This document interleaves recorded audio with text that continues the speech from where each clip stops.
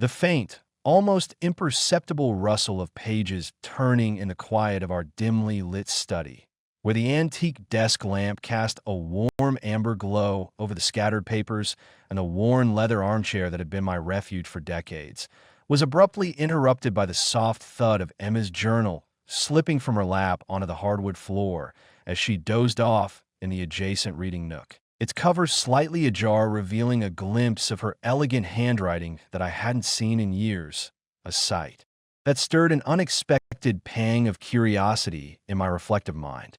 Hi, my name is Benjamin.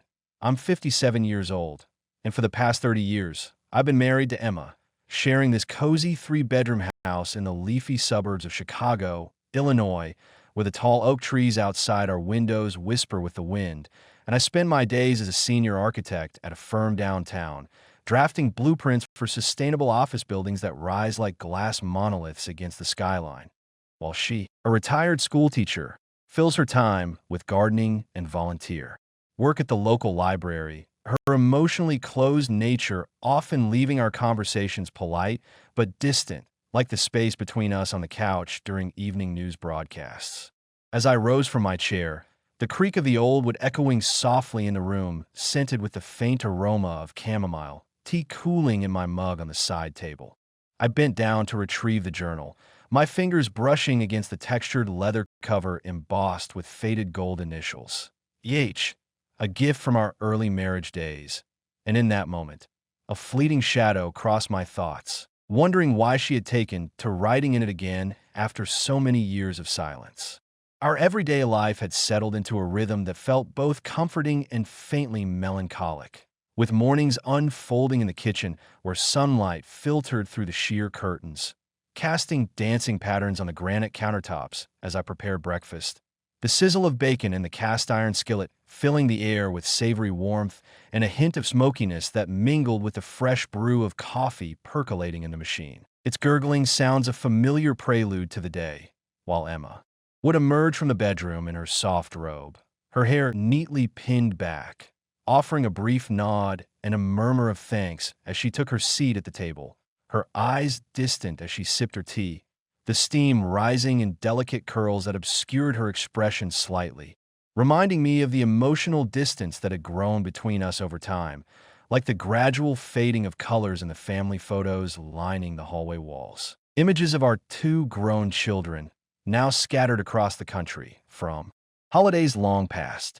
Evenings brought a similar quiet routine, with me unwinding in the living room by reviewing architectural sketches under the soft hum of a ceiling fan, the papers rustling gently as I annotated them with a pencil that scratched faintly against the surface, while Emma sat across from me in her favorite armchair, knitting scarves for grandchildren we hoped to have someday, the rhythmic click of her needles punctuating the silence, occasionally broken by the distant rumble of a train passing on. The tracks a few blocks away, her body language closed, legs crossed tightly, shoulders slightly hunched, as if guarding an inner world I no longer had access to. But subtle tension had begun to weave its way into these familiar patterns, like the way her responses to my casual questions about her day grew shorter, her voice trailing off mid-sentence as she glanced away, her fingers tightening imperceptibly around her knitting needles, or the increasing frequency with which she retreated to the garden shed in the backyard, the door closing with a soft latch that echoed across the lawn dotted with fallen leaves, her emotionally closed demeanor manifesting in evasive glances when I inquired about her volunteer shifts, the light from the setting sun casting long shadows that accentuated the faint lines of withdrawal etched around her eyes. Internally, a whisper of unease stirred in my chest, a reflective self-doubt that questioned if this growing distance was merely the toll of 3 decades together, the core marital problem of emotional drift over time eroding the intimacy we once shared, or if my own absorption in work had contributed to it, making me rationalize her withdrawal as a natural phase, yet leaving a lingering melancholy that I pushed aside during our shared dinners. The clink of silverware against plates, a soundtrack to our sparse conversations, the aroma of roasted vegetables filling the room as we ate in companionable but increasingly hollow silence. As the weeks wore on, I noticed small changes in our home's quiet order. The way her teacup was left unwashed in the sink more often, its porcelain rims stained with faint lipstick marks that weren't her usual shade, the faint scent of unfamiliar lavender lingering in the air when she returned from her library meetings, a fragrance different from her customary rosewater, her movements more deliberate, almost guarded, as she hung her coat in the hall closet, the hanger clinking softly against. Others. My internal thoughts swirled with attempts to make sense of these shifts, convincing myself that her emotional withdrawal was a bid for personal space in our long marriage, a way to reclaim individuality amid the routines that had bound us. But questions about our bond crept in during solitary moments, like when I stood by the window overlooking the garden, the twilight painting the sky in hues of deep indigo and fading orange. The distant hum of neighborhood traffic, a reminder of life's ongoing flow, wondering if her closed-off nature was hiding deeper discontent.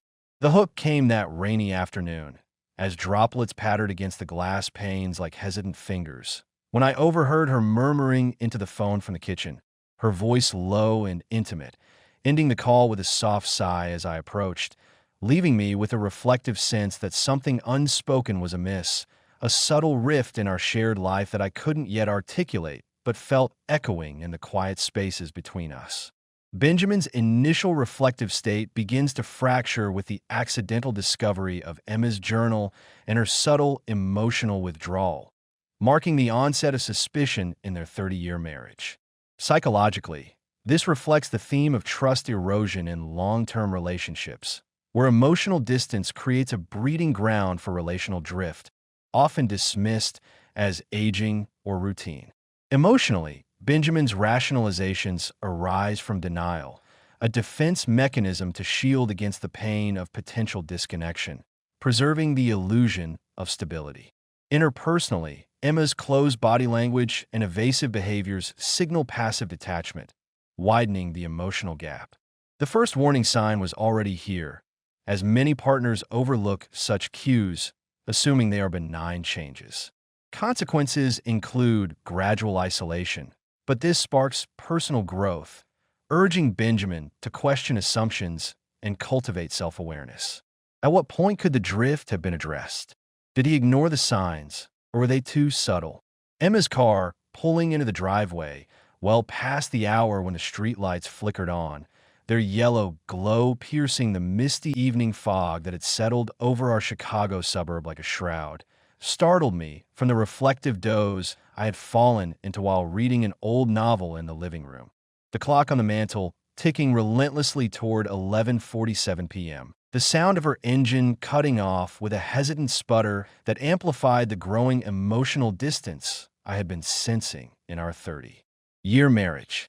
She stepped through the front door, her coat damp from the light drizzle, carrying the cool, earthy scent of rain-soaked pavement mixed with a subtle hint of wood smoke that clung to her hair, her movements deliberate but withdrawn, slipping off her shoes with a soft thud on the entry mat woven from natural fibers, her face illuminated by the hallway sconce, revealing flushed cheeks and eyes that darted away from mine as she offered a murmured excuse. The library committee meeting ran long, discussing the spring book fair, her voice steady but edged with an emotional closure that made me pause, her hands fidgeting with the strap of her handbag as she hung it on the hook, the leather creaking faintly under her grip. I nodded, masking the internal churn of doubt that had been building since her increasing emotional withdrawal, her evasive answers about these extended outings becoming a pattern, like when I asked about the committee members and she dismissed it with a vague wave. Just the usual volunteers, Benjamin. You wouldn't know them, her body language reinforcing her closed nature as she turned toward the kitchen, the floorboards creaking under her steps. Emotional tension gripped me in these moments, a reflective fear knotting in my stomach like the twisted branches of the oak tree visible through the window, frustration simmering at her hidden actions. Phone calls taken in the garden shed with the door firmly shut, the muffled tones seeping out like whispers, unexpected errands scheduled without mention, her car keys jingling as she left abruptly. Yet glimmers of hope surfaced when she occasionally reached out, her hand brushing mine during dinner, The warmth of her skin, a fleeting reminder of the connection we once had, the aroma of her herbal tea mingling with the steam from my coffee as we sat at the table. Sensory details sharpened my growing suspicion. The way the soft glow from her phone screen illuminated her face in the evenings as she typed messages under the quilt in our bedroom. The faint vibrations buzzing against the mattress like distant thunder. Voices from her calls filtering through closed doors. Murmurs that carried an intimacy I no longer recognized, scents clinging to her clothes after returns. A mix of citrus and something floral that wasn't from our home. Her movements more contained, fingers tracing patterns on tabletops with withdrawn energy. One crisp autumn morning, as golden sunlight slanted through the blinds and patterns across the breakfast nook, I felt the tactile weight of her forgotten scarf in my hands, its woolen thread soft, but carrying traces of that unfamiliar citrus. My mind racing with frustration at the unexplained delay the previous evening, hope fading as I rationalized it as a borrowed item from a friend, but doubt lingering like the faint chill in the air from the open window. The small shock arrived that weekend, during a quiet lunch on the back porch where the breeze carried the scent of fallen leaves and distant barbecue smoke from neighbors. When her phone buzzed with a notification, she quickly silenced, her face tightening imperceptibly before she composed herself with a closed-off smile about the weather, leaving me staring at the half-eaten sandwich on my plate, crumbs scattering in the wind. An overlooked clue in the form of a misplaced receipt in her coat. Pocket hinting at a cafe I didn't know she visited, a whisper of betrayal that pierced my reflective calm like a sudden gust. As suspicions mount with Emma's late returns and secretive behaviors, Benjamin confronts accumulating evidence like unfamiliar scents and evasive excuses, exemplifying the psychological strain between trust and doubt in marriages eroded by emotional distance over time. Emotionally, this stage evokes frustration and fear, with Benjamin's internal conflict manifesting as hypervigilance, rooted in attachment insecurity where intermittent hope mitigates despair. Interpersonally, Emma's closed demeanor and hidden actions illustrate the buildup of emotional infidelity, where external connections offer validation missing in their relationship, breeding resentment.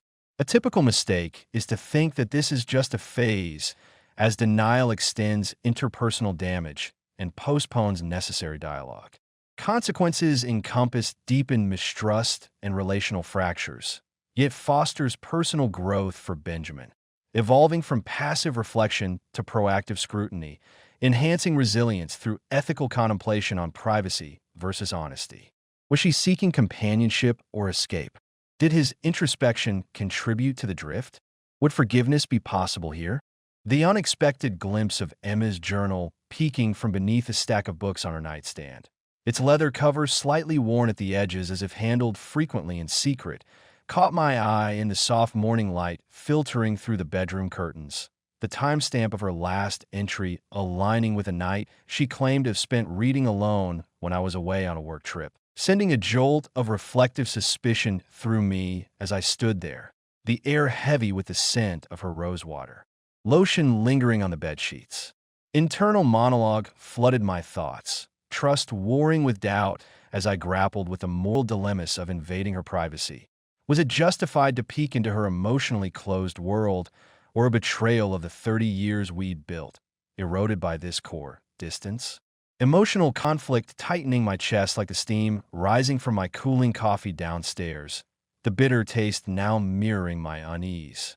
I hesitated for a moment, my fingers hovering over the journal's edge, the textured leather feeling cool and familiar under my touch, as if it held the weight of unspoken secrets accumulated over decades. The room around me seemed to hold its breath, the faint ticking of the alarm clock on the dresser amplifying the silence, while outside, the distant chirp of birds in the oak tree signaled the start of another ordinary day in our Chicago suburb. Yet nothing felt ordinary anymore, the sunlight casting elongated shadows across the carpet, patterns that mirrored the tangled thoughts in my mind about our fading connection.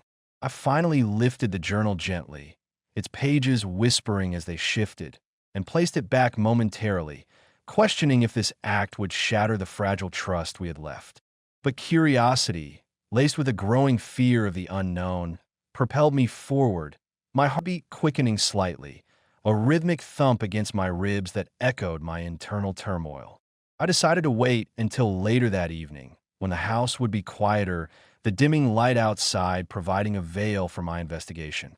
I began observing more intently, my movements deliberate in the house's hushed atmosphere, noting how she now tucked the journal away in her dresser drawer with a soft click that echoed in the quiet room. Each time she left the room, I found myself glancing toward the nightstand, the polished wood surface now bare but holding the memory of that hidden object. The air in the bedroom carried a faint mustiness from the old furniture, mixed with the subtle floral notes of her presence, reminding me of happier times when such scents brought comfort rather than suspicion. During the day, as I worked from home in the study, the clack of my keyboard filled the space, but my mind wandered to her routines, wondering about the gaps in her schedule that she never explained. I started paying attention to her comings and goings, the jingle of her keys in the hallway, a signal that prompted me to note the time on my watch. One afternoon, while she was out on one of her volunteer errands, I ventured back into the bedroom, the floorboards creaking softly under my weight, each step feeling like a transgression into forbidden territory. The dresser drawer slid open with a gentle rasp, revealing neatly folded scarves and the journal nestled among them, its presence taunting me with unspoken truths. I resisted the urge to open it right then, instead closing the drawer slowly, the wood scraping faintly as it shut, and retreated to the kitchen, where the aroma of leftover lunch lingered, grounding me momentarily in the mundane. Checking her schedule discreetly when she showered, the water's steady rush providing cover to my hesitant glances at her calendar app on the shared tablet, discovering innocuous notes about library events that served as red herrings, like volunteer shifts that masked unexplained gaps. The bathroom door remained closed, steam seeping from under it, carrying the scent of her shampoo through the hallway, a familiar ritual that now felt laced with deception. I swiped through the tablet screen, my thumb leaving faint smudges on the glass, as entries for book club and committee planning popped up, but the times didn't always align with her absences. Doubt crept in further, like the cool draft from the slightly open window, chilling my skin despite the warm house. I jotted down a few discrepancies on a scrap of paper, folding it carefully and tucking into my pocket, the crinkle of the material a small secret of my own. Later that evening, as we shared a quiet dinner, the clink of forks against plates punctuated our sparse conversation, and I watched her face for any sign of unease, her eyes averted, focused on her meal. The overhead light cast a soft glow on the table, highlighting the fine lines around her mouth, lines that spoke of years and perhaps hidden burdens. Sensory details heightened the suspense, dim evening light casting long shadows as I perused her public social media on my laptop, the keyboard's soft taps punctuating the silence. The screen's blue hue reflected in my glasses, straining my eyes slightly as I scrolled through posts from her library group, innocuous photos of bookshelves and events that revealed nothing overt. Yet, in the comments, subtle interactions with a user named Alexander caught my attention. His profile picture showing a kind-faced man with graying hair, evoking a twinge of jealousy I hadn't felt in years. The house settled around me, the hum of the refrigerator in the kitchen a constant backdrop, while outside, the wind rustled the leaves, adding to the atmospheric tension. I bookmarked a few pages, the mouse clicking softly, and leaned back in my chair, its leather creaking as I shifted, pondering the implications. Tense quite broken by my measured breathing as I pieced together inconsistencies, like friends mentioning outings she hadn't shared. A casual phone call from our daughter earlier that week had included a passing reference to Emma's busy social calendar, which puzzled me, as she rarely mentioned such things at home. I replayed the conversation in my mind, the warmth in our daughter's voice contrasting with the chill of realization settling over me. Small details accumulated, like puzzle pieces, a receipt for coffee for two in her purse, the paper crumpled but legible, dated for a time she said she was alone. The texture of the receipt felt rough against my fingers as I examined it secretly, the ink slightly faded but clear enough to fuel my suspicions. False leads amplified the drama, such as a casual email from a male colleague that seemed overly friendly but proved work-related, my pulse quickening in the study, the desk lamps unmasking my guilt. I had accessed her email briefly, the login process familiar from shared accounts, but the message turned out to be about a joint volunteer project, nothing more. Relief washed over me temporarily, like the warm light from the lamp on my hands, but it was short-lived, replaced by a deeper unease about my actions. I closed the browser tab with a decisive click, the sound echoing in my ears, and stared at the blank screen, reflecting on how far this suspicion had driven me. The cliffhanger unfolded one stormy evening, as rain lashed against the windows in rhythmic sheets, thunder rumbling distantly. When I finally opened her journal in the privacy of the attic, the pages crinkling under my fingers in the faint beam of flashlight. The attic stairs had groaned under my ascent, dust motes dancing in the air, scented with old wood and forgotten boxes. I settled on an old trunk, its surface hard and unyielding, and turned the pages slowly, each one revealing more of her inner world. Entries spoke of loneliness in our marriage, the emotional distance that had grown like ivy over the years, but then shifted to mentions of Alexander, describing conversations that filled her with a warmth I no longer provided. My hands trembled slightly, the flashlight beam wavering, casting erratic shadows on the walls lined with stored mementos from our life together. A mysterious clue emerged in a detailed account of their shared coffees, times and places that matched her unexplained absences, intensifying the tension as I closed it, the leather snapping shut like a final judgment, the attic's musty air thick with impending truth. I sat there for what felt like hours, rain pounding overhead, processing the words that shattered my reflective illusions, wondering how to confront the reality now staring back at me. The uncovering of Emma's journal entries represents a critical moment of truth, dismantling Benjamin's denial and verifying her emotional betrayal through tangible evidence of intimate confessions. Psychologically, this aligns with betrayal trauma, triggering shock and ethical quandaries about surveillance, as Benjamin balances moral invasion with self-preservation in a union weakened by prolonged emotional distance. Emotionally, the stormy setting echoes inner chaos, grief, anger, and confusion, heightening feelings of inadequacy and loss. Interpersonally, red herrings like innocuous emails build suspense, exposing Emma's closed deception as a cycle of detachment.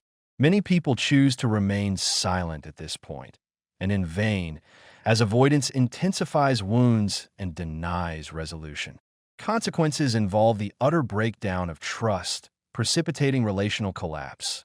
Yet this revelation drives personal growth, enabling Benjamin to establish boundaries and confront vulnerabilities, converting anguish into insight for healthier relational dynamics.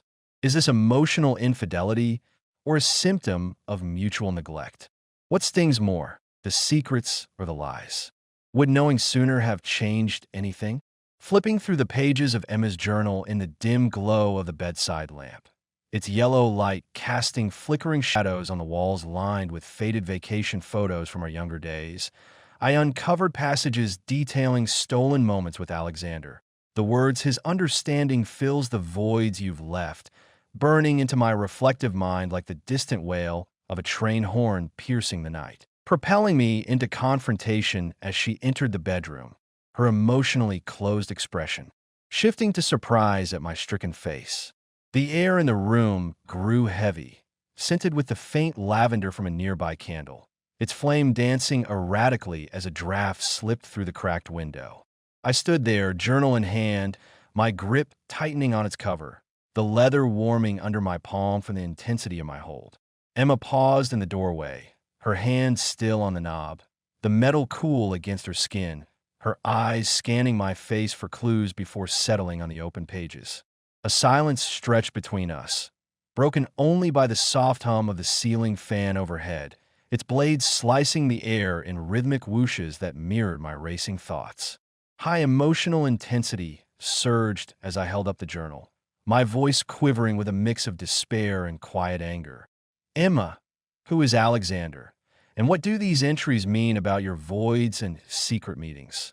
The question lingering in the heavy air amid pauses filled with the ticking of the wall clock, her face paling, eyes widening before she lowered herself onto the edge of the bed, her hands clasping together tightly, knuckles whitening as the mattress creaked under her weight. She averted her gaze momentarily, staring at the patterned rug on the floor, its threads worn from years of footsteps, as if seeking solace in the familiar. I paced a step or two, the floorboards groaning softly under my shoes, each movement amplifying the tension that coiled in my chest like spring. Her breathing became audible, shallow, and uneven as she processed my words, the realization dawning in the subtle furrow of her brow. Dialogue emerged with raw silences, her defenses emerging haltingly. Benjamin, it's not an affair. He's just someone who listens when you don't, countered by my measured accusations. Listening that leads to hidden rendezvous while our marriage drifts? That's betrayal after 30 years. The fading twilight seeping through the curtains in muted grays, the muffled sounds of neighborhood children playing outside underscoring the domestic rupture. I set the journal down on the dresser with a deliberate thud, the sound echoing slightly, and crossed my arms, feeling the fabric of my shirt against my skin, a barrier mirroring the emotional walls between us. She shifted on the bed, the springs squeaking faintly, and looked up at me, her eyes glistening with unshed tears, a vulnerability I hadn't seen in years. Another pause enveloped us, the clock's ticks seeming louder, marking the seconds of our unraveling. Unexpected twists surfaced as she revealed the emotional distance had pushed her toward Alexander, a widower from the library. Her closed nature hiding a longing for connection that began innocently but deepened. Another layer when she admitted confiding in him about our fading intimacy, my internal reflection solidifying that I could only shape my own path forward, not rewrite hers. She elaborated slowly, her voice cracking at edges, describing how their talks started over shared books, evolving into deeper shares about life regrets. I listened, my stance softening slightly, the anger mingling with a profound sadness that weighed on my shoulders like the gathering dusk outside. A flash of lightning illuminated the room briefly, thunder following distantly, as if nature echoed our storm. She mentioned a particular meeting at a quiet cafe, the details matching an entry I'd read, adding layers to the betrayal that twisted in my gut. The emotional climax intensified as tears traced down her cheeks, her pleas broken by pauses. We can rebuild, like before, but my resolve strengthened, grasping the betrayal's profound roots in our long-standing drift, the room's familiar objects, a shared quilt, her fidgeting fingers, symbolizing our eroded bond, leaving me with a personal determination to face the end amid the whirlwind of grief. I shook my head slowly, the motion deliberate, feeling the sting of my own eyes welling up, the warmth of a tear escaping down my cheek. She reached out a hand tentatively, but I stepped back, the distance physical now, as well as emotional, the cool air between us palpable. The candle's flame flickered lower, its wax pooling at the base, much like the pooling sorrow in the room. I turned toward the window, gazing at the rain-streaked glass, the blurred lights of the suburb beyond reflecting my blurred vision of our future. In that moment, clarity pierced through the pain, a quiet acceptance settling in, as I realized the marriage we once cherished had transformed into something unrecognizable over the years. The confrontation unveils the stark realities of betrayal, with Benjamin's accusations clashing against Emma's defenses, illustrating interpersonal power dynamics in a marriage strained by decades of emotional distance. Psychologically, this evokes grief stages, anger yielding to resolve, as Benjamin's reflections affirm agency over his responses, countering Emma's pleas that border on manipulation. Emotionally, cinematic elements like trembling hands and creaking floors amplify despair, underscoring vulnerability and profound loss. Interpersonally, twists like the affair's innocent origins expose hidden motives, intensifying deception from her closed-off nature. Consequences manifest in emotional turbulence, irreparably fracturing the bond, yet catalyzing growth through Benjamin's boundary assertion, transitioning from reflective passivity to empowered detachment. Is she a victim of neglect or the architect of the downfall? Why didn't she address the distance sooner? Did she deceive him or herself? Is confessing now an act of honesty or added cruelty? Emma's abrupt packing of an overnight bag the following dawn, her movements swift and silent in the kitchen where the first light of sunrise painted the cabinets in soft pinks, a note left on the counter reading, "Need time alone. Please understand," compelled the decision I had pondered through the sleepless night, the paper's smooth surface cool under my fingertips as I weighed the consequences in the still house. Emotional turmoil ebbing into reflective clarity. The kitchen air held the faint scent of last night's dinner, a reminder of routines now disrupted. As I unfolded the note carefully, its creases sharp like the edges of my thoughts. I stood there motionless for several minutes, the refrigerator's hum the only sound, its steady drone grounding me amid the chaos of emotions swirling inside. Sunlight crept further into the room, warming the tiles under my bare feet, a subtle comfort against the chill of realization. Internal reflection prevailed, assessing the familial ripples on our adult children, whom we'd informed gently via calls, the legal ease of separation given our straightforward assets, a house, savings, no ongoing dependencies, the personal toll of 30 years dissolving due to emotional distance, her closed betrayal leaving me wounded but introspective. I imagine the conversations with our son and daughter, their voices over the phone laced with concern, the distance of miles amplifying the emotional gap we'd all feel. The house deed and bank statements flashed in my mind, practical matters that seemed trivial yet necessary, their paperwork stacked neatly in the study drawer. My own career as an architect provided stability, a foundation to rebuild upon, but the loss of shared dreams stung deeply, like the sharp pang in my chest. I wandered to the living room, sinking into the armchair, its cushions molding to my form from years of use, and stared at the family photos on the mantel, each one a snapshot of joy now tinged with melancholy. Symbolic actions guided my resolve. Closing the journal with a definitive snap, placing it on her side of the dresser as if sealing a chapter, stepping onto the porch to watch the sunrise, its golden rays warming my face, tension easing from my shoulders as I inhaled the crisp morning air scented with dew-kissed grass. The journal's weight felt final in my hands as I returned it, the leather cool once more, a closure to the invasion of privacy that had led here. Outside, the porch swing creaked gently in the breeze, but I stood still, letting the light bathe me, each breath deeper than the last, releasing pent-up sorrow. Birds began their morning chorus, their songs weaving through the neighborhood, a soundtrack to my emerging peace.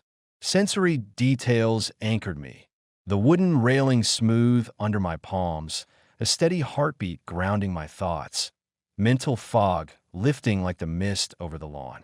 The grain of the wood pressed into my skin, familiar from countless mornings, now symbolizing a new beginning. My pulse, once erratic, settled into a calm rhythm, syncing with the gentle sway of tree branches overhead. Clarity sharpened my vision, the world appearing brighter, details like the glistening dew on leaves standing out vividly. Asserting boundaries, I texted her simply, "I agree. Let's separate quietly." A surge of quiet strength flowing through me as I gathered a few belongings, walking into the awakening Chicago streets, the sun's warmth on my skin heralding liberation. The phone screen glowed briefly as I sent the message, its vibration confirming delivery, a small act of finality. Packing involved selecting clothes from the closet, the hangers clinking softly, each item folded with care into a suitcase that had seen better travels. Stepping out the door, the lock clicking behind me, I felt the pavement firm under my shoes, the city's hum growing as I moved forward. Cars passed with soft whooshes, pedestrians beginning their days, and for the first time in months, a sense of possibility replaced the weight of betrayal.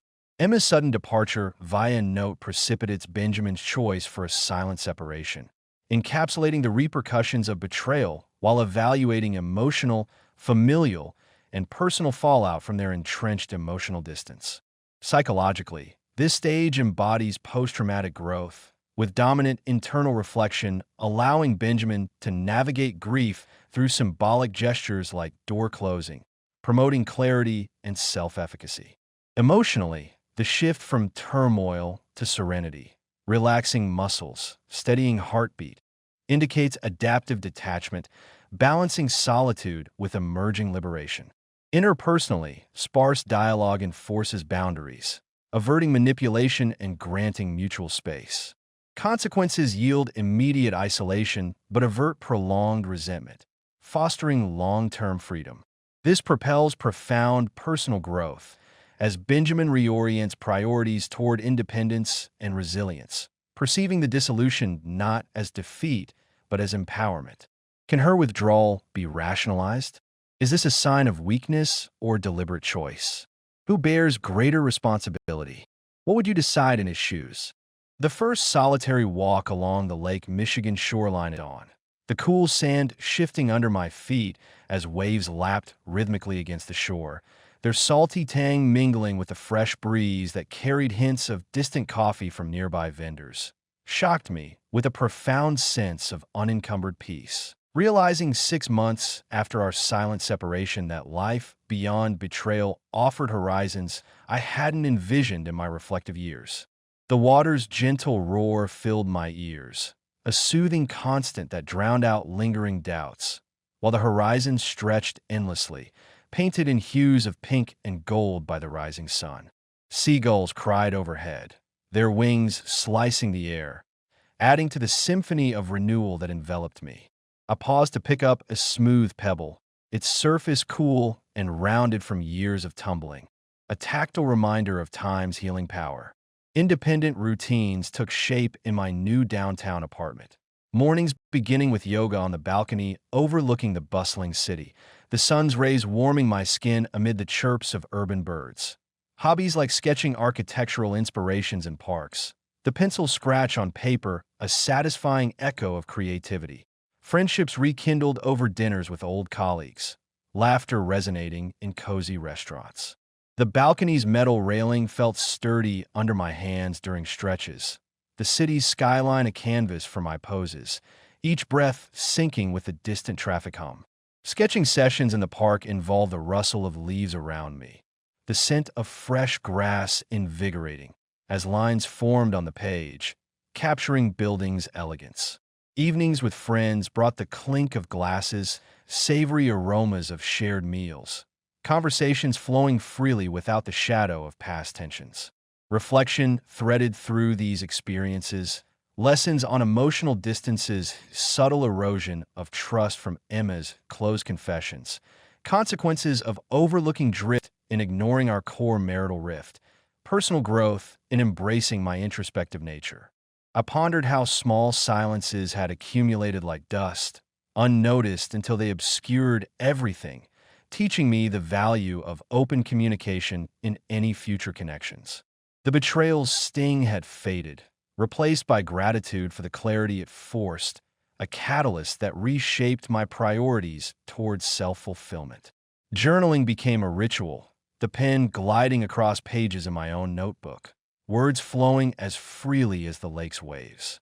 Sensory immersion deepened it, sunlight filtering through leaves during walks, music from earbuds syncing with my steps, joy in brewing single cups of coffee, its rich aroma filling the space. The dappled light on paths warmed my face, each step crunching softly on gravel, a meditative pace that cleared my mind. Earbuds delivered melodies that matched my mood, beats pulsing in harmony with my heartbeat, enhancing the solitude's beauty. Mornings in the kitchen involved the gurgle of the coffee maker, steam rising in aromatic swirls, the first sip a ritual of contentment. With measured pacing, closure emerged, catharsis in journaling my own thoughts by the window, empowerment in newfound confidence, hope unfurling like the city's spring blooms, freedom the ultimate gift from sorrow. Evenings by the window brought the city's lights twinkling below, a vista that inspired entries filled with gratitude and forward-looking plans. Confidence grew in social interactions, my voice steadier, posture more assured, as if shedding an old skin. Spring's arrival mirrored my renewal, flowers bursting parks, their colors vibrant against the urban gray. Ultimately, the pain transformed into a foundation for strength, each day a step toward a life redefined by self-discovery and quiet joy. Overall, the narrative chronicles Benjamin's journey from reflective complacency to empowerment following Emma's emotional betrayal, highlighting themes of trust fragility, denial's perils, betrayal's ramifications, and transformative growth. Key events demonstrate how subtle withdrawal exposes marital rifts, progressing from overlooked signs to journal revelations and confrontation, emphasizing psychological strain via moral dilemmas and gaslighting. Emotionally, peaks of hope descend into despair before ascending to relief, underscoring vulnerability's relatability. Interpersonally, Emma's closed nature precipitates the divide, with consequences like dissolution yielding serene closure. Ultimately, personal growth prevails. Benjamin masters vigilance, boundary setting, and self-prioritization, alchemizing pain into catharsis and optimism, affirming that betrayal can sculpt resilient individuality. Is trust redeemable post such drift?